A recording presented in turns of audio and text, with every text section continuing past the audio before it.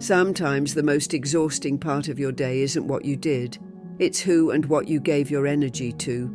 A comment that lingered too long in your mind, a small disagreement that somehow turned into hours of tension, a message that didn't come, and the overthinking that followed. We think of peace as something we'll find later, after the chaos settles. But the truth is, chaos doesn't end, it just changes form, and unless we learn how to guard our energy, we'll keep handing it over to things that don't deserve it.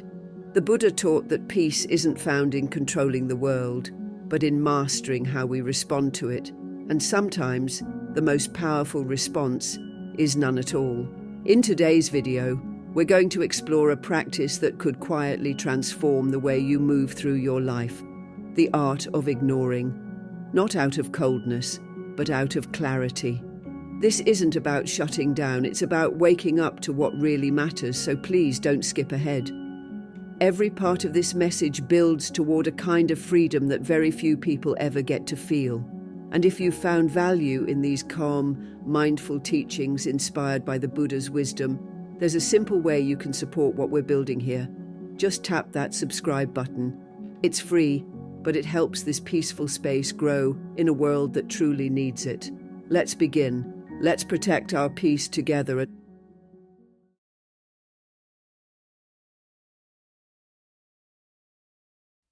There's a moment, right after someone says something that stings, when your chest tightens and your mind starts racing. You feel it rising, an urge to defend, to argue, to prove that you're right.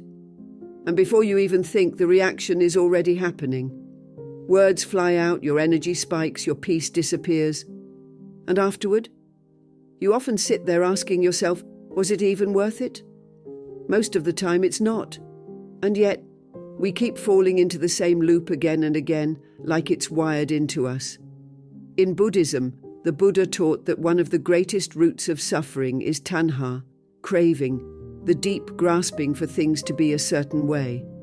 In moments of emotional heat, what we crave isn't always calm or truthful. What we crave is victory, validation, control. This craving shows up as a reaction, it's fast, it's unfiltered. And often it's not coming from a place of wisdom, it's coming from the ego. The ego says they can't talk to you like that. The ego says you have to say something back. But here's the trap. Every time you react without awareness, you're not acting from your center. You're being pulled into someone else's storm. You're giving them your peace. And the worst part, that reaction doesn't even fix the situation. It just escalates it. It adds more noise, more heat, more suffering for both sides. Now, to be clear, this doesn't mean you should never speak up. Buddhism doesn't teach us to be passive or to tolerate disrespect. What it does teach us is to respond with clarity, not to react from habit. The Buddha often spoke about right speech, part of the Noble Eightfold Path. Before speaking, we are invited to ask, is it true? Is it necessary? Is it kind? But when we're triggered, those questions go out the window. We speak to win, not to understand. We listen to reply, not to connect. And that's how we end up in conversations that drain us, not because the topic was difficult, but because the energy was wrong. Let's be honest, many arguments we get into aren't even about the words being said. They're about everything underneath, a history, a mood, a need to feel respected or heard. And when you meet someone else's baggage with your own, the exchange becomes toxic. It's not about clarity anymore, it's about ego versus ego, pain versus pain. Nobody wins in that space. And what's worse, you carry it with you afterward. It lingers. It ruins your day. All because of a moment when you forgot to pause. Buddhist practice teaches us something radical. We don't have to follow every impulse our mind throws at us. We can observe, we can pause, we can choose differently. And that pause, that small gap between what's said and how you respond, is where freedom begins. The moment you stop, take a breath and ask, what's actually happening here? Is this about me? Is this worth my peace? That's when you step out of the trap. That's when you stop being a puppet of other people's energy. This takes practice. It's not easy, especially if you've been conditioned to always fight back, to never let anything go. But the more you practice pausing, the more you realize how much power you've been giving away. Every reaction is energy, and your energy is precious. You don't have to hand it to every comment, every insult, every emotionally charged moment.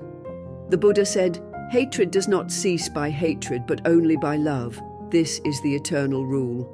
And sometimes love looks like restraint. Love looks like choosing peace, not to please others, but to protect your own heart.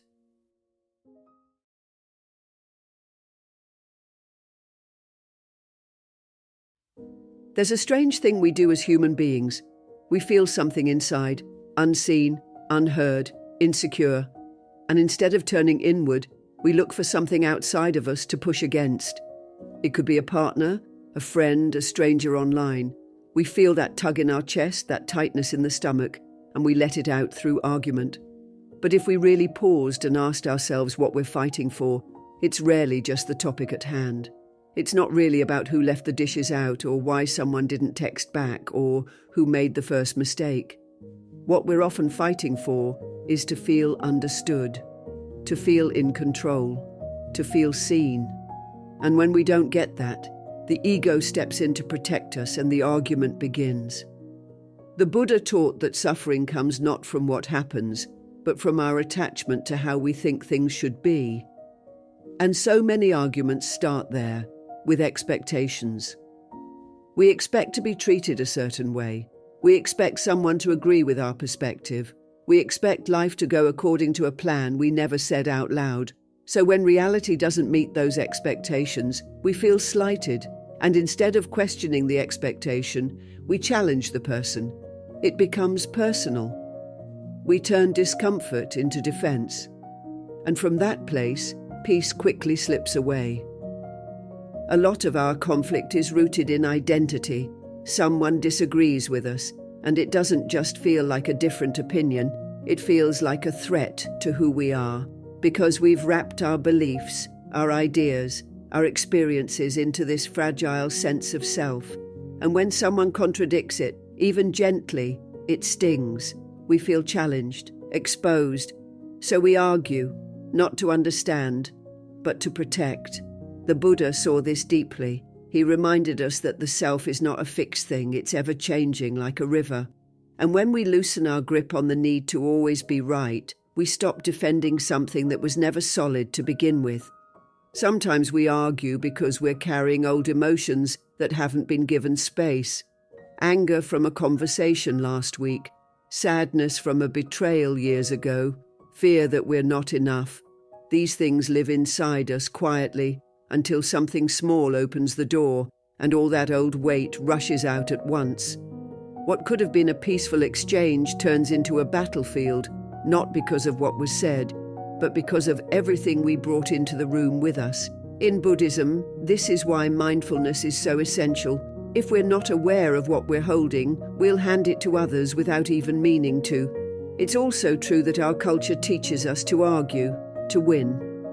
We're raised to believe that being right is power, and that backing down is weakness. But what if it's the other way around? What if true strength is being able to stay calm when provoked, to let go of the need to dominate, to walk away without bitterness? The Buddha didn't say, never speak up. He said to speak when it is kind, true, and necessary. And most arguments don't pass that test. They're not about truth, they're about ego, they're not about clarity. They're about control. And here's the deepest part of this. When you stop needing to argue, you don't become passive, you become free. Free from the compulsion to explain yourself. Free from the weight of needing others to agree. Free from the cycle of being pulled into every storm that passes. You begin to see that peace doesn't come from being right, it comes from being rooted. And in that rootedness, arguments lose their power over you.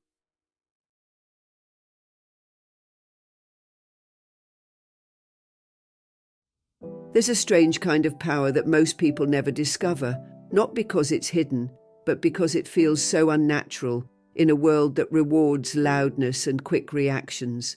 We're taught to defend ourselves, to explain, to speak up fast before someone gets the wrong idea. But the Buddha's path was never about proving yourself. It was about understanding the mind, calming the noise, and choosing your response with wisdom instead of impulse.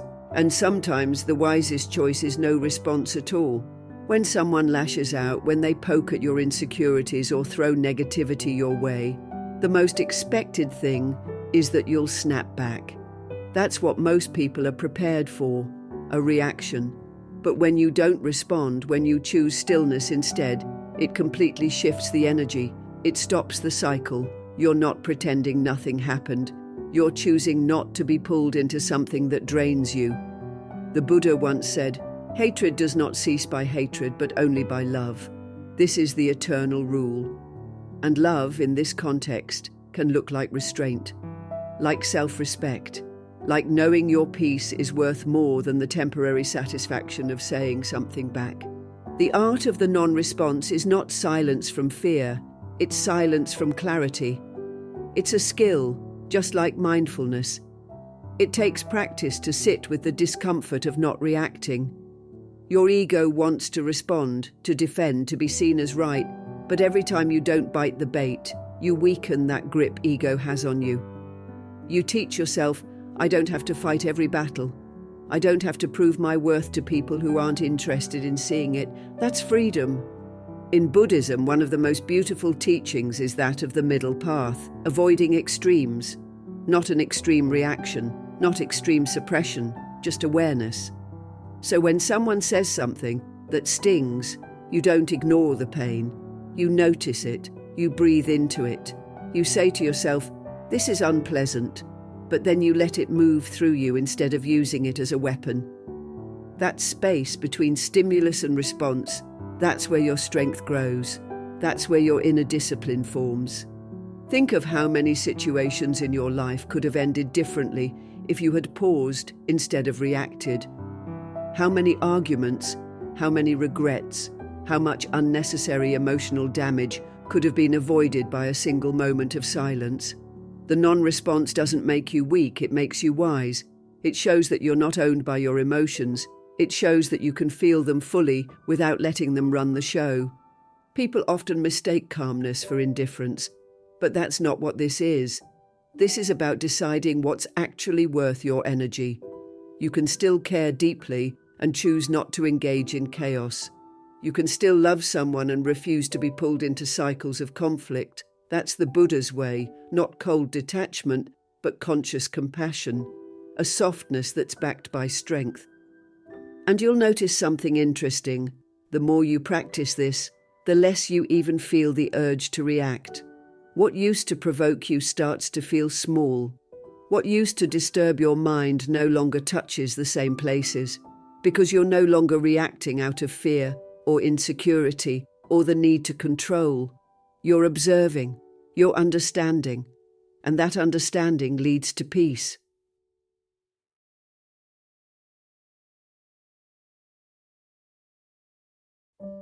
There's a moment that happens in all of us, right before we speak, right before we react. It's that tiny, invisible space where a decision is made. Do I say something or do I stay quiet? And it's in that moment that peace can either be protected or lost. The Buddha taught that right speech is a powerful part of the Eightfold Path. And it's not just about being kind with our words, it's about being wise when we use them. Because sometimes the silence you hold is more meaningful than anything you could say. It's easy to think that silence is a weakness. We're conditioned to believe that if someone challenges us, we must defend ourselves. If someone gets loud, we have to match their volume. But Buddhism invites us to look deeper. Not all silence is passive. Sometimes silence is strength. It's the strength to not engage when ego is screaming for attention. It's the wisdom to know that some battles cost more than they're worth. And more than anything, it's the awareness to ask, will this moment of speaking bring peace or just feed the fire? Still, there are moments when words are needed. Silence can be wise, but it can also be a hiding place if we're not careful. The key is intention. Before we speak, the Buddha encourages us to reflect on 3 questions. Is it true? Is it necessary? Is it kind? When all three align, our words have the power to heal, to bring understanding, to offer light in a space clouded by confusion. But if we speak out of pride, or just to feel superior, even truthful words can cause harm. Many of us confuse urgency with importance. We feel the rush to respond instantly, to defend, to explain, to make our point clear before someone misunderstands us. But clarity doesn't always come from speed. Often it comes from space, taking a breath, waiting, watching our own reaction before we add more noise to the moment. In Buddhism, this is mindfulness in action, not just on the meditation cushion, but in real life with real emotions. That one breath can be the difference between reacting out of habit or responding with wisdom. And what about those moments when someone crosses a boundary, when silence feels like permission or passivity? That's when speaking becomes an act of compassion, not just for ourselves but for the other person too, because holding someone accountable when done with love and clarity can actually be a form of care. Buddhism doesn't ask us to become quiet statues. It asks us to live skillfully. And skillful speech includes both silence and voice, knowing which one protects peace and which one restores it. Think of it like this: not every comment deserves a reply, but not every silence is golden either. Some words, when spoken from a calm place, can diffuse tension and bring truth into a space of confusion. Other times, silence is what keeps the storm from growing. The practice is in knowing the difference, and you'll know you're learning when you no longer feel the need to speak, but you speak when it's right. Or you stay silent, not because you're afraid, but because you're grounded.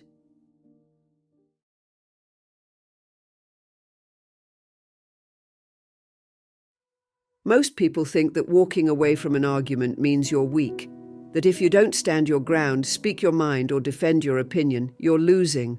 But that belief comes from the ego, not from wisdom.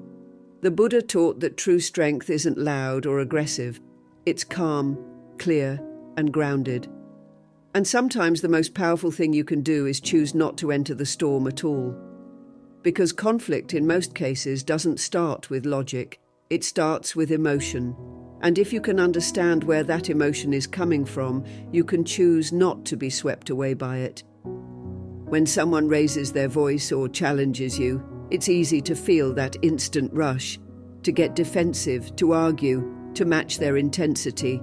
But if you can pause just for a second and ask yourself, is this really about me? You'll often find the answer is no.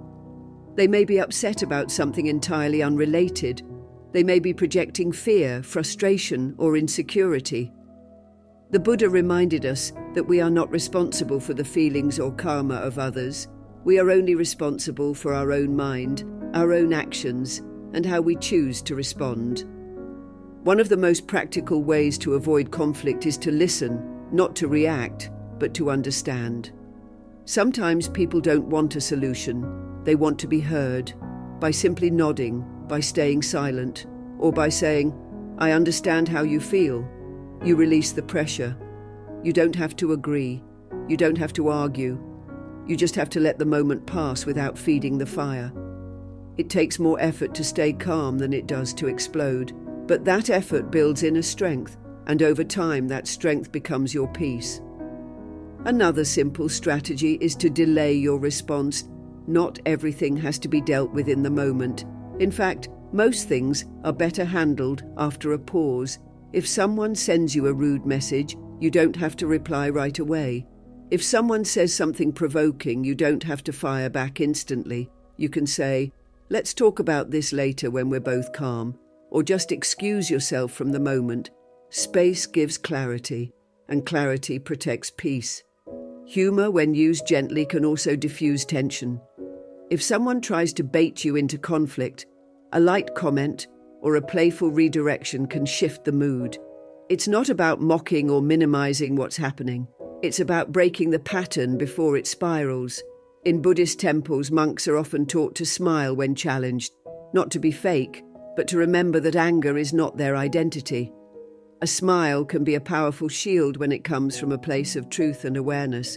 It's also essential to stop taking everything personally. That's one of the biggest roots of conflict, thinking that someone's behavior is a direct reflection of your worth. It's not. The Buddha taught that the world is full of conditions, weather, moods, karma, cycles, and much of what others do has nothing to do with us. When you stop believing every offense is yours to carry, you begin to move lighter. You stop picking up the burdens that were never meant for you. Conflict will always exist in the world, but how much of it lives inside you? That's something you can change. Through mindfulness, through detachment, through presence, you can build a life where you are no longer pulled into every argument, every misunderstanding, every emotional storm. That is not avoidance, that is liberation. And the more you practice these small shifts, the more natural they become. One peaceful moment at a time, you begin to rewrite your story, not as a fighter, but as someone who chooses peace even when provoked. That's real power. That's the freedom the Buddha pointed us toward.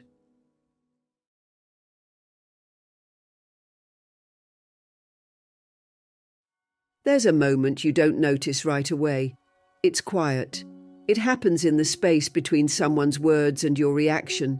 Someone says something sharp. Someone dismisses you. Someone questions your worth in a subtle, offhanded way.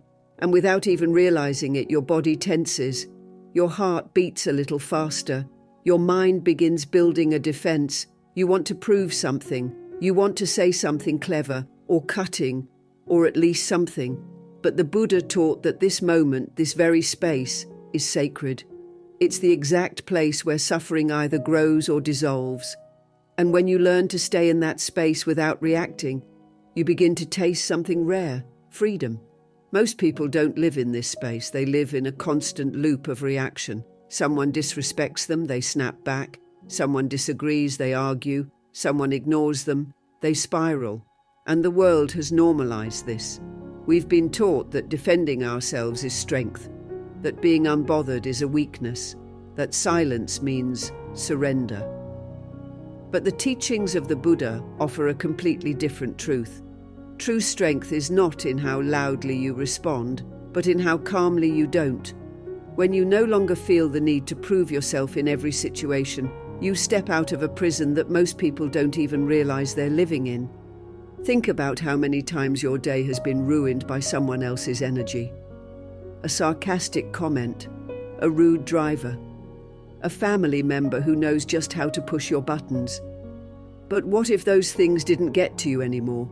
Not because they stopped happening, but because you stopped hooking into them. The Buddha compared the mind to a flame, and he said, "Just as the wind cannot shake a mountain, so praise or blame cannot shake the wise."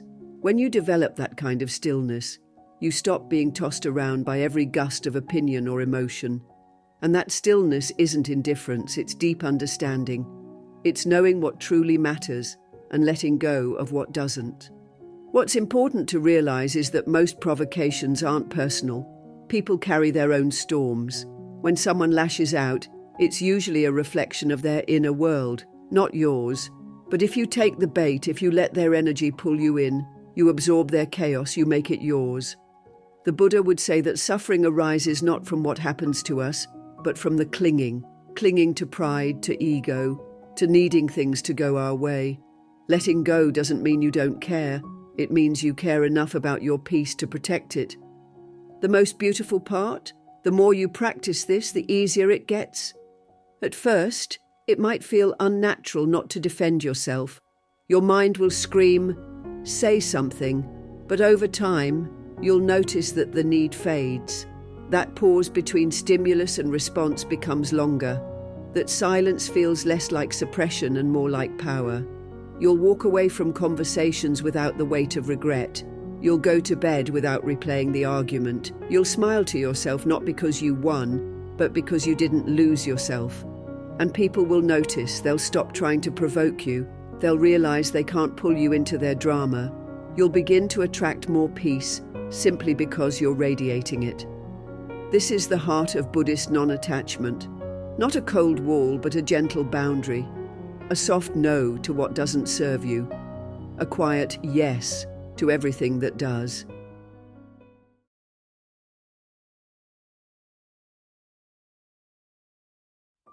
Some people spend their whole lives trying to control the world around them, thinking that if they can just get every situation right, every person to agree, every outcome to align with their expectations, then they'll finally feel calm. But the Buddha taught us something radically different. He said that peace doesn't come from controlling the external, it comes from mastering the internal. When your mind is still, even the stormiest day feels manageable. When your mind is steady, even chaos can't shake your foundation. So the real question isn't, how do I make the world stop bothering me? It's, how do I train my mind not to be bothered? Building that kind of inner strength isn't magic. It's not something you're either born with or without. It's a skill. Like learning to play an instrument or grow a garden, it takes time, attention, and daily practice. And the beautiful thing is anyone can do it, no matter how reactive or overwhelmed you may feel right now.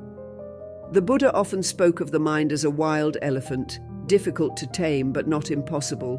With patience and consistency, even the most restless mind can be trained into a state of balance and clarity. One of the first steps is observation. Most people are ruled by their thoughts and emotions without even realizing it. A comment annoys them and they immediately react. A plan falls apart and they spiral into stress. But in Buddhism, we learn that before we speak, before we act, before we even identify with the feeling, we must observe. That's what mindfulness is. Not forcing yourself to be calm, not pretending you don't feel anything, just watching what arises in the mind without instantly reacting to it. Anger is here. Frustration is rising. The urge to defend myself just showed up. That simple act of noticing creates space, and in that space, you gain power. Meditation is one of the most effective ways to strengthen that awareness. You don't need to sit cross-legged for an hour each day. Even just 5 minutes of stillness can begin to shift your relationship with your thoughts. Focus on your breath. Watch how it moves in and out. And notice what the mind tries to do when it gets bored or triggered. The Buddha didn't ask us to stop thinking. He asked us to see the nature of our thoughts, to understand that they are impermanent, like clouds passing across the sky. When you see them clearly, you're less likely to get swept away by them. Another key to cultivating an unshakable mind is detachment. This doesn't mean becoming numb or indifferent. It means loosening your grip on the things you can't control. In the Dhammapada, the Buddha said, "Attachment leads to suffering, and one of the biggest attachments we carry is the need for everything to go our way. We cling to outcomes, we crave approval, we fear being misunderstood, and so we suffer. But when we start to release that grip, when we remind ourselves, this too shall pass, we create a little more room to breathe. And in that breath we find peace. Surrounding yourself with the right environment also matters. The Buddha emphasized the importance of wise association. Just as a lotus grows best in clean water, your mind grows best when it's nourished by calm, supportive energy. That means protecting your space, being mindful of what you read, watch, listen to, and who you spend time with. If your world is filled with noise, drama, and constant stimulation, your mind will reflect that. But if you choose stillness, wisdom, and simplicity, your mind will begin to mirror that instead. True peace doesn't come from winning arguments or controlling outcomes. It comes from mastering where you place your attention. And once you realize that not everything deserves your energy, you begin to live with a calm that no one can shake. Thank you for walking this path with me, for choosing mindfulness over reaction, and for being a part of Buddhist journey. If this message brought you clarity, there's another teaching waiting for you right now. Just click one of the videos on your screen, and let's keep growing together, one breath, one truth at a time.